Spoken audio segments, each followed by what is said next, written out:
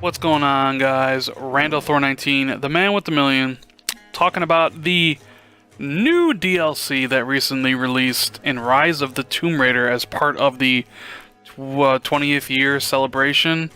So, you know, as everybody knows, Microsoft had Rise of the Tomb Raider exclusive for a year, and with the re-release of the game on PlayStation 4, they added more content, and the content is added part of the Season Pass on Xbox. It comes with it on PlayStation. You can buy it separately. This is the 20th celebration pack on Xbox. I believe you can buy it as part of the Season Pass, which is $30, or you can buy it separately, just this pack for $10.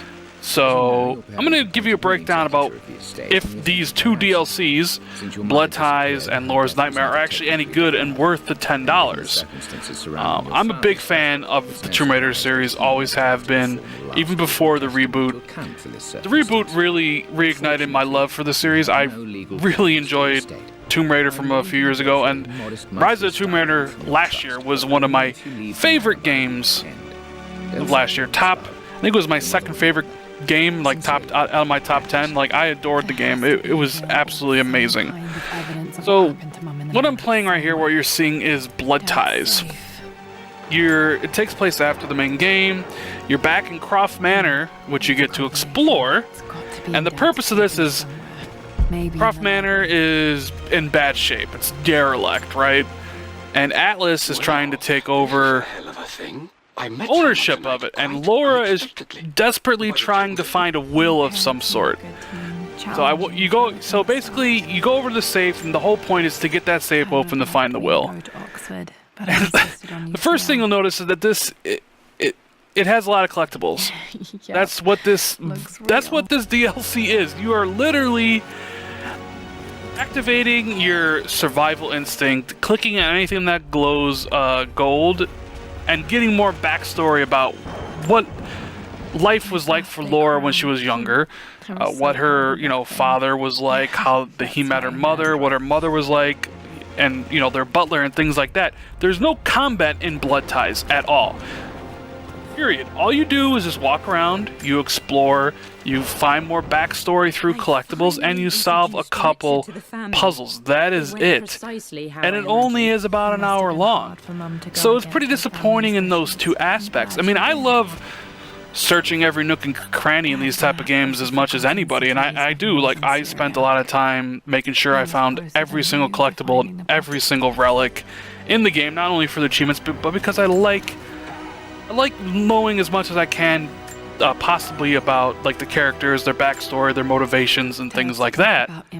But man, like, when this thing was over in 50 minutes, I was like, "Ooh, they really didn't spend that much time on this DLC, for the 20th anniversary or whatever." I mean, they did get Camille, Luddington, I believe, is their last name, back to voice Laura, so that's great.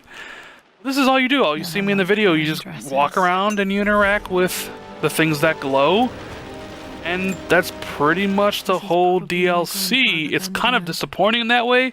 What I wanted was more like Baba Yaga, which I haven't played yet, but I plan on it. But Baba Yaga is a lengthy DLC, which is what I wanted. This is just way too short. It's just, you just walk around and look at stuff.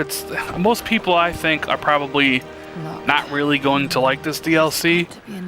So you start off and you look at, you will need to get in the safe, and then it's like, okay, well, how do I get into the safe? And it's like, oh, you can go into the servants' quarters. Oh, but it's too dark in the servant quarters, right?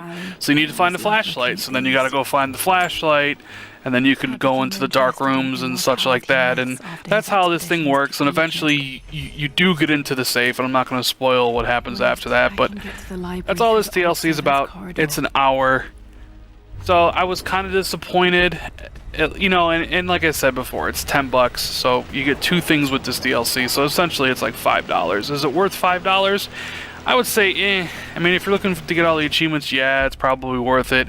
If you're a big Tomb Raider fan, sure, but if you're kind of just on the fence, I would wait for a price drop on the season pass or this before you hop into it, before you delve into the content, because there's not much there. speaking of not a lot there, the other mode in the DLC is Laura's Nightmare, and this is the action-focused part of the DLC, but it's not very good at all. It's actually quite bad, if you ask me. They literally took Croft Manor, turned it into, gave it like a blue lighting, and said, here, go fight some enemies, some undead people, and shoot 3 skulls. That's it. I beat this mode in 15 minutes. So it's just like, it's an exhibition, or expedition, where you can use the cards you got to post scores on the leaderboards and things like that. And to make it easier, I am using unlimited grenade bow. You know, because I have the card, why not use it to make it easier on myself? But I just felt this was so lazy.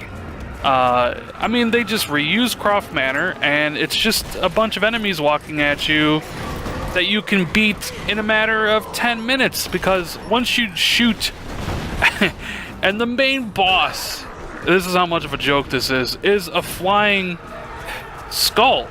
You shoot 3 skulls, and then a giant skull appears, and once you beat that giant skull, the DLC's over. And I just couldn't believe, like, there, look at this, that's the skull. That's what you do. You shoot 3 of those things, DLC over. I just couldn't believe that was it, to be honest with you. I was literally stunned when this DLC took all of 15 minutes to complete. So, I mean, all in all, the total package of Laura's Nightmare and Blood Ties, in my opinion, very disappointing. Not really worth the $10 unless you're looking to get your completion back or you're a Tomb Raider aficionado. Kind of overhyped. I mean, they kind of overhyped this 20th, you know, the 20th year anniversary thing, but I'm sure they did that because they wanted to entice people to buy the year late port of the PS4 version. The game is still absolutely 100% worth it if you're going to play through the single player. If you're going to play through the single player of the main game, like, it's totally worth it if you haven't played the game at all. Like, please pick up Tomb Raider. It's one of the better games out on next gen. The achievements in this DLC are all straightforward. It's pretty much completing the DLC and finding all the collectibles. There's video guides if you want to watch them on YouTube, but you don't need them because they're readily... they just, you know, you press that button to go into Survival Instinct and they show up gold. I mean, you don't need a video to watch to find them all. And that's about it, guys. So, I mean, I hope you enjoyed the video. I hope you found it useful. Hopefully, you know, maybe I saved you guys some money by telling you how the DLC was. If you liked the video and you like the channel, please consider subbing and liking it. And let me know what you think in the comments. I'm always trying to improve. Let me know what you guys want to see next. Follow me on Twitter and Twitch and all that good stuff, all the links, especially on Xbox Live. Follow me on Xbox Live, right? All those links are in the description of the video. And I will see everybody next time. Later.